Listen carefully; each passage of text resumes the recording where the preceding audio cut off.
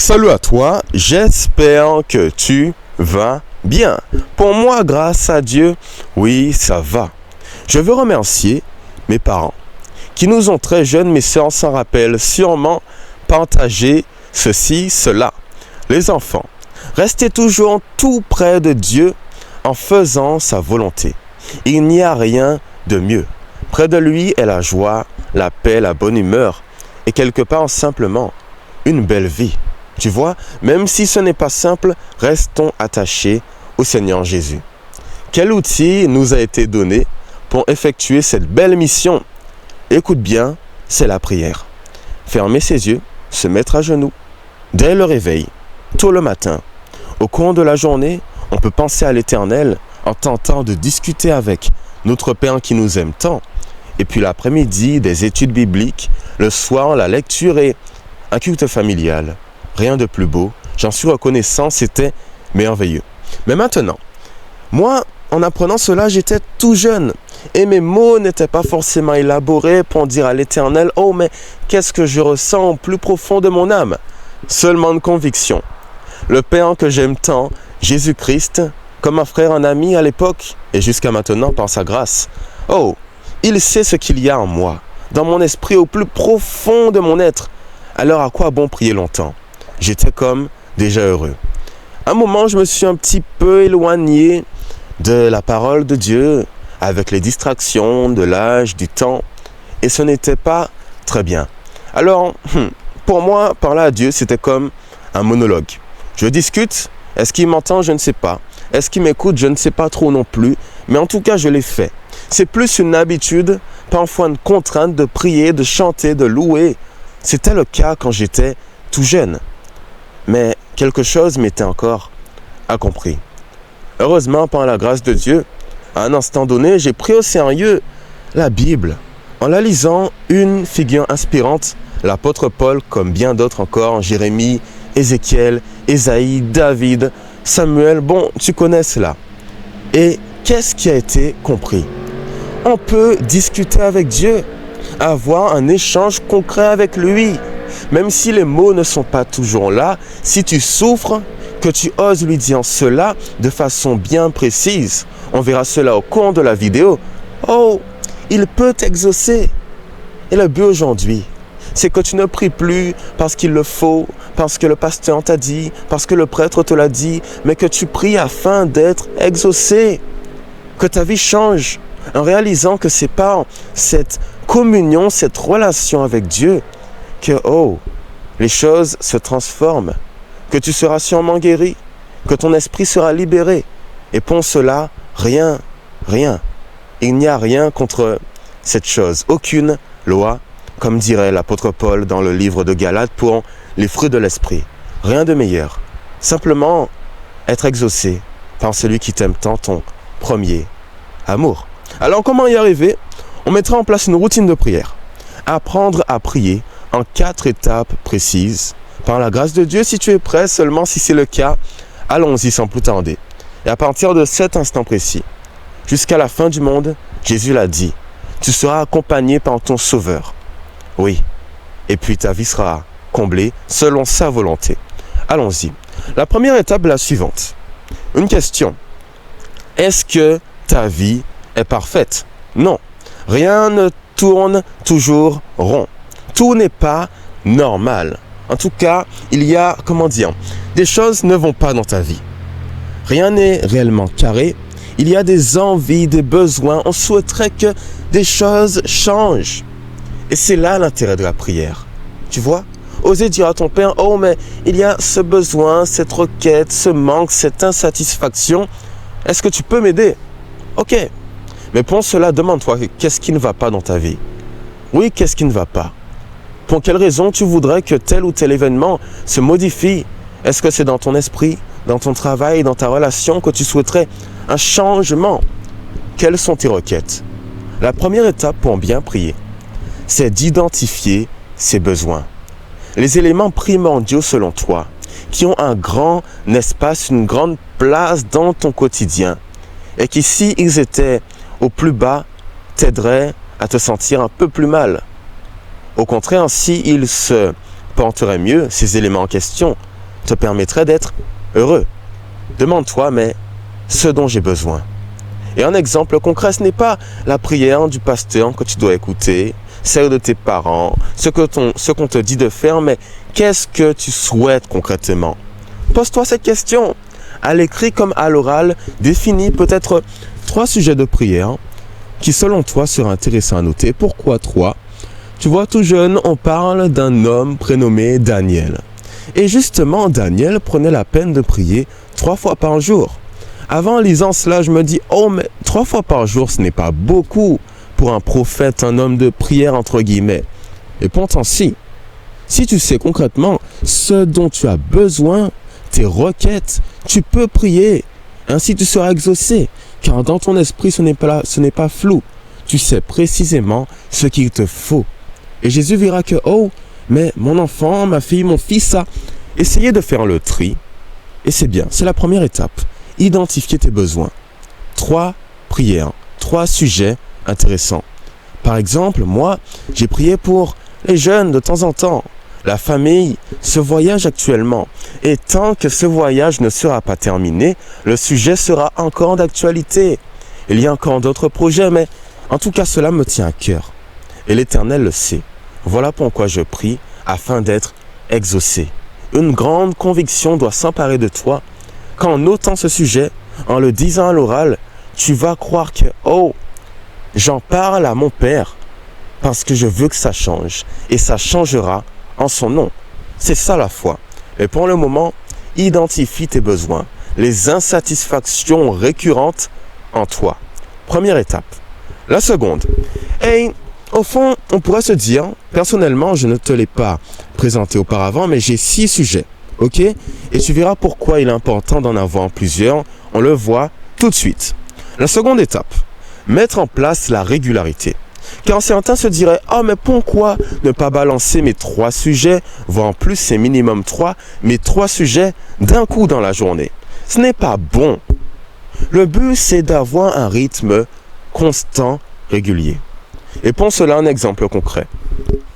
Pendant que je travaillais sur le permis, grâce à Dieu c'est fait, il y a une question qui te dit, mais comment reconnaître une crise cardiaque? Et la réponse la voilà. C'est parce que le cœur bat de façon anarchique. Cela signifie qu'il n'est pas régulier. Il ne fait pas boum, boum, boum, mais il fait boudoum, boudoum, boudoum, boudoum, boudoum dans tous les sens. Et là, on sait que le cœur ne va pas. La prière, c'est la même chose. Disons que quand tu communiques avec Dieu, tu te prends à chaque fois un battement de cœur, une bouffée d'oxygène. C'est merveilleux et tu verras comment arriver à ce stade plus tard s'il le veut bien. Ok? Donc, quelque part, quand tu pries, tu dois y aller pas à pas.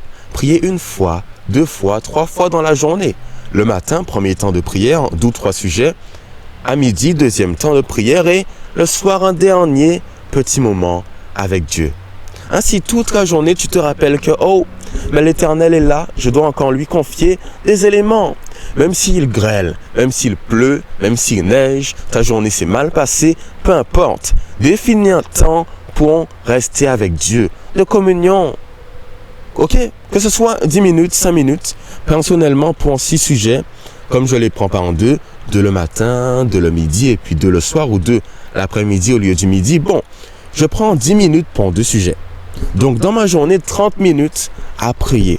Même si ce n'est pas bon, grosso modo, à peu près, mais 30 minutes environ.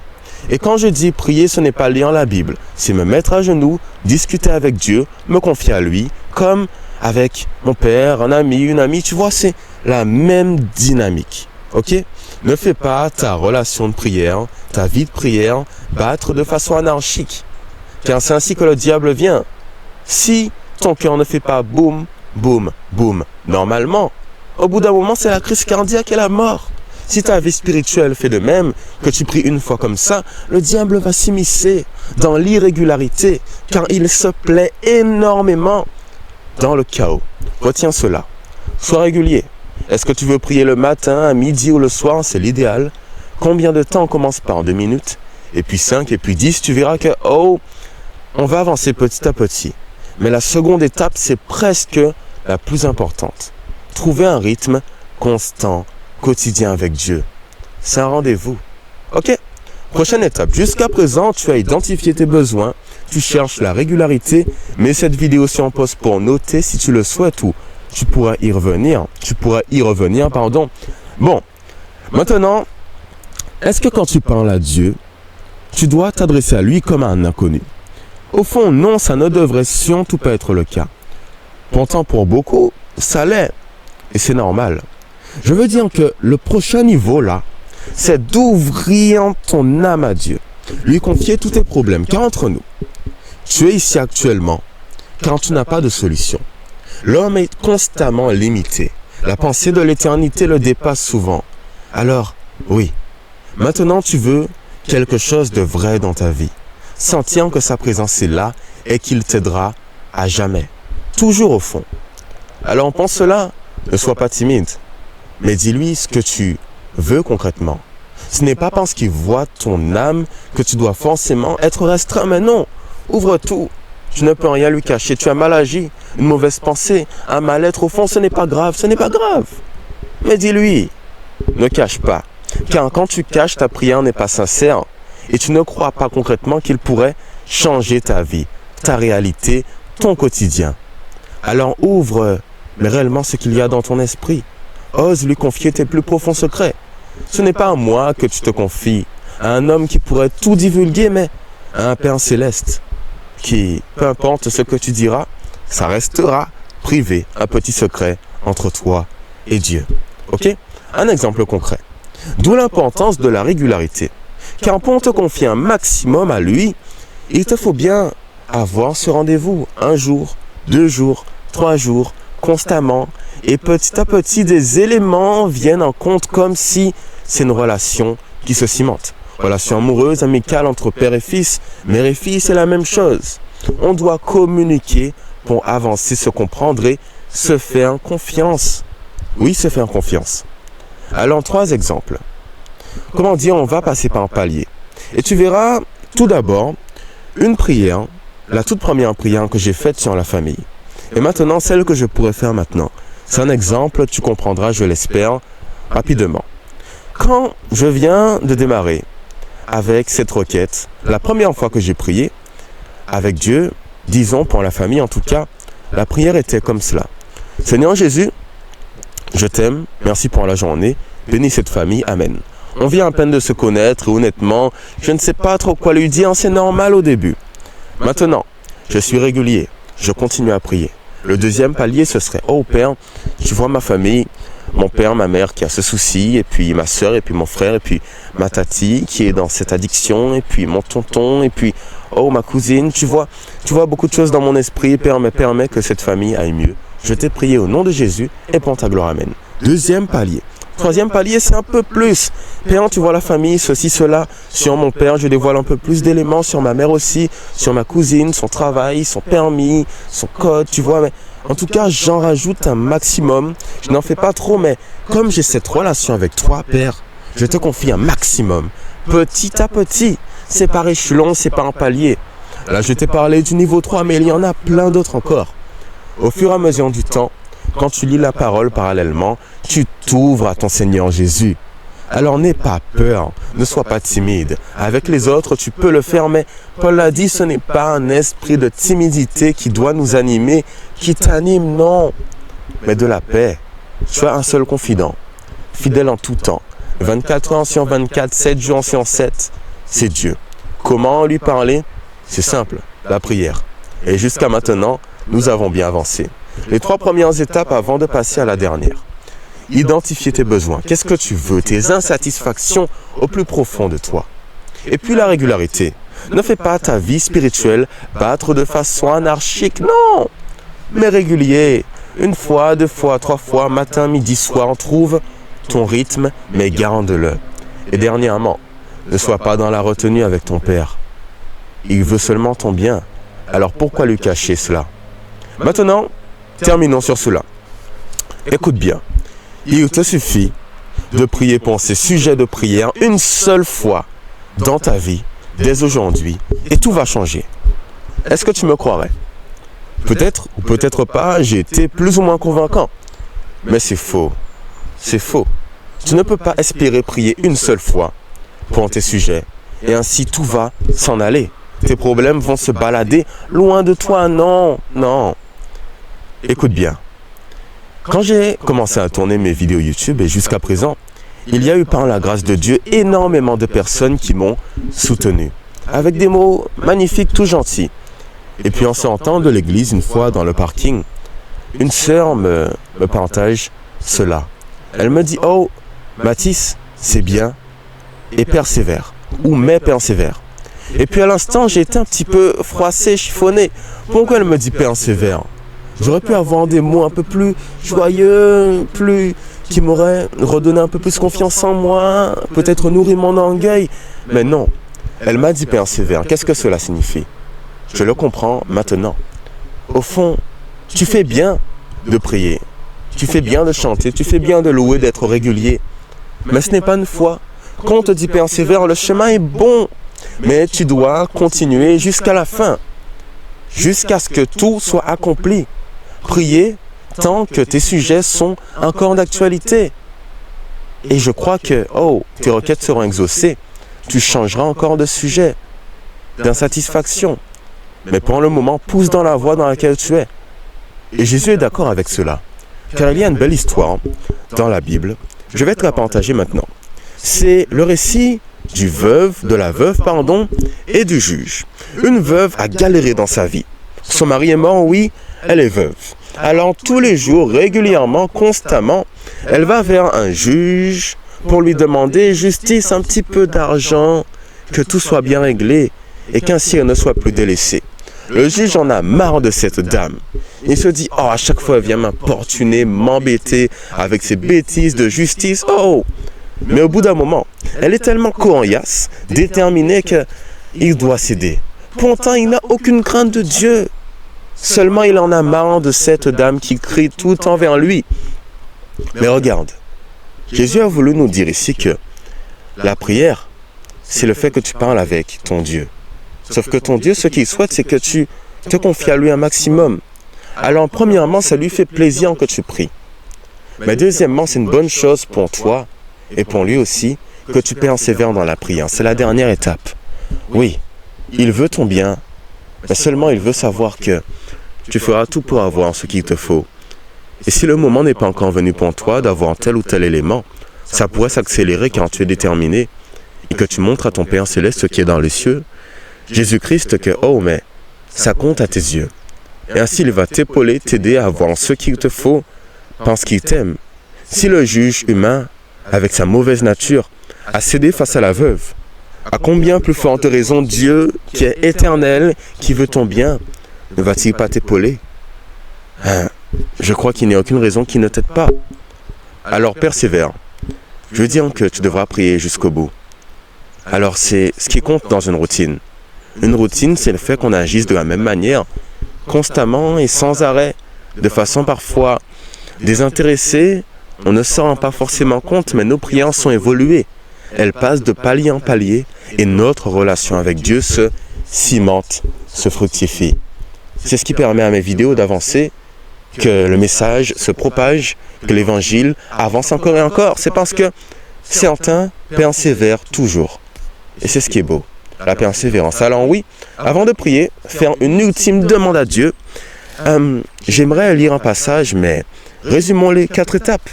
Identifie tes mots, ce qui ne va pas trop, les insatisfactions, les requêtes. Sois régulier, quoi qu'il arrive. Ok? En plus, ouvre ton âme à Dieu. Pas dans la retenue, il sait tout. Dis-lui ce qui ne va pas. Et enfin, persévère, ne lâche rien. Et on nous laisse, la parole nous laisse avec une belle promesse qui se trouve dans, tu connais, Luc chapitre 11, je crois le verset 9. Il est tellement connu ce passage et relayé que moi-même je l'avais un petit peu oublié, mais ça vient. En tout cas, ma mère me l'a rappelé, heureusement. Luc chapitre 11 et le verset 9, allons-y, s'il te plaît. Alors, on prend le temps pour chercher, je souhaite que ça va pour toi. Les vacances se passent bien, et puis, par la grâce de Dieu, on continue le travail, on lâche rien, on persévère. Et c'est comme ça que ça se passe. C'est Luc chapitre 11 et le verset 9, nous y sommes dans quelques instants. Alors, on y est. Il est dit, Et moi, je vous dis, demandez et l'on vous donnera. Cherchez, vous trouverez. Frappez et l'on vous ouvrira. En effet, tous ceux qui demandent reçoivent. Celui qui cherche trouve et l'on ouvrira à celui qui frappe. Ne lâche rien, donne tout à Dieu et je te garantis cela.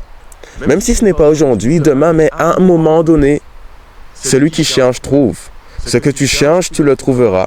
Ce que tu demandes, on te le donnera. Alors non, ne t'en fais pas. Prions pour cela. Allons-y. Seigneur Dieu, je te remercie énormément parce qu'encore une fois, tu me donnes l'opportunité de partager les magnifiques vérités de ta parole qui sont toujours autant inspirantes. Une routine de prière, j'ai eu du mal à prier, beaucoup, ou encore c'est compliqué encore. Mais heureusement, ta parole nous donne des solutions, des éléments pour te louer, pour te chanter, afin que notre vie de prière ne puisse pas battre de manière anarchique, mais plutôt que cela soit structuré par ta grâce. Alors garde ceux qui veulent faire l'effort. Aide-les encore, fortifie-les énormément, Père, car ta parole est la vérité. Et être plongé avec toi dans cette communion, chaque jour régulièrement, cela nous permet d'être plus proches de toi, de ta parole, et ainsi avoir la vie éternelle. Garde chacun ceux qui ont des combats. Par la prière, ils vont gagner, ils seront plus que vainqueurs. Je le crois, pas besoin de crier, mais simplement cette conviction est au fond de mon âme.